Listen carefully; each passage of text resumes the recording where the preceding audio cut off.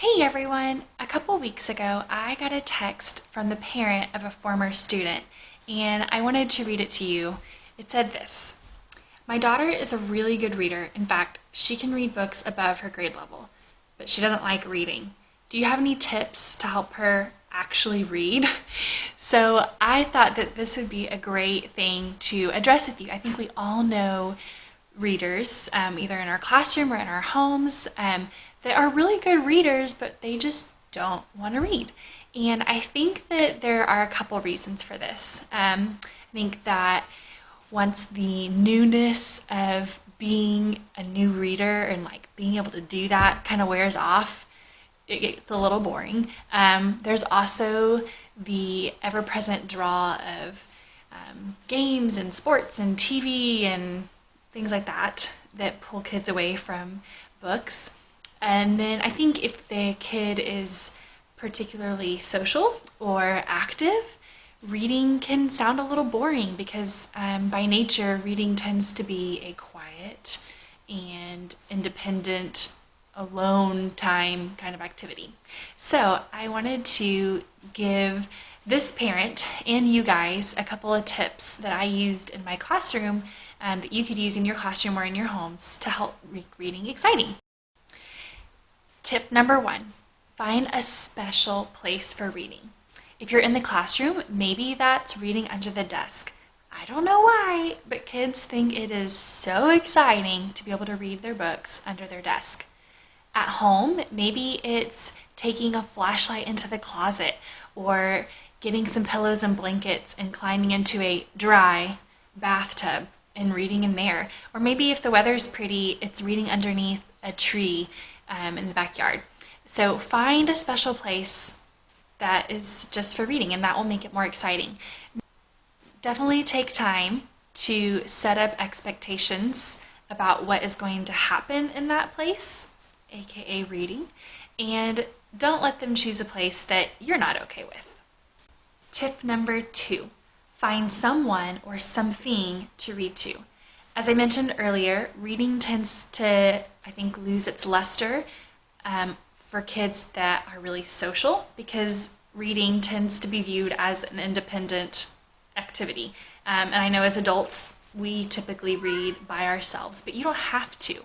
So in my classroom, I know I had a shelf of stuffed animals, and at reading time, the stuffed animals would let me know which reader they wanted to go and sit with that day. And they would sit and listen to that reader read for a while. And then the stuffed animals would let me know when it was time to move on to another reader. So maybe your kid at home has a special stuffed animal or a pet that they want to read to. They could also read to a younger sibling. Maybe you have a new baby in the house, or an older sibling. Or maybe this means finding a buddy class in your school that's a couple grades younger or a couple grades older that your kids can partner up with once a week and read for 30 minutes. And I want to note that this doesn't always have to be the less experienced reader reading to the older reader. It is so valuable for new readers to hear advanced readers reading. They learn a lot about fluency by hearing advanced readers read. And fluency is how smoothly and accurately you read with expression. So maybe this means I read a page, then you read a page, or I'll read a book and then you read a book. So find someone or something that your kid can read to.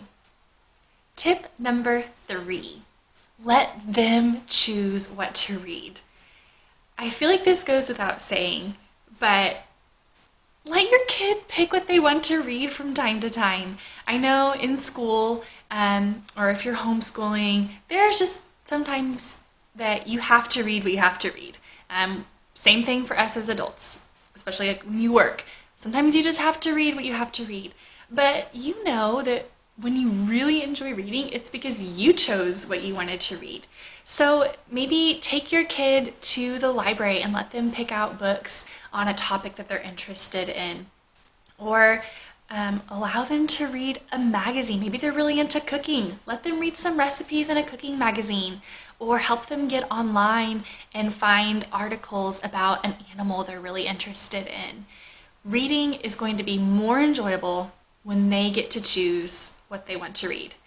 I mean, I know for me personally, I like reading young adult books about mystery and adventure when, let's be honest, those aren't really on my reading level, but that's what I enjoy. So let your child choose what they read from time to time.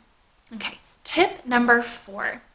Um, Again, reading is usually an independent activity, but it doesn't have to be. I know a lot of adults that are in reading clubs, so let your kids make a reading club.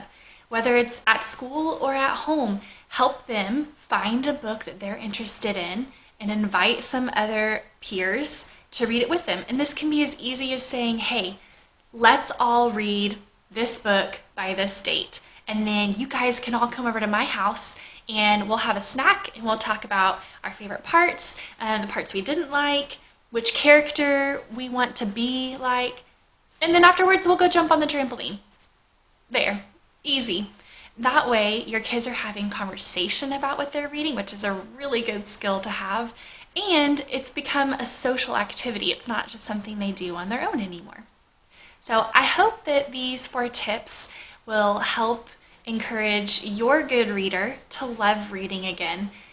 If you have some other things that you do to make reading exciting for the kids in your life, comment below. I'd love to hear what they are.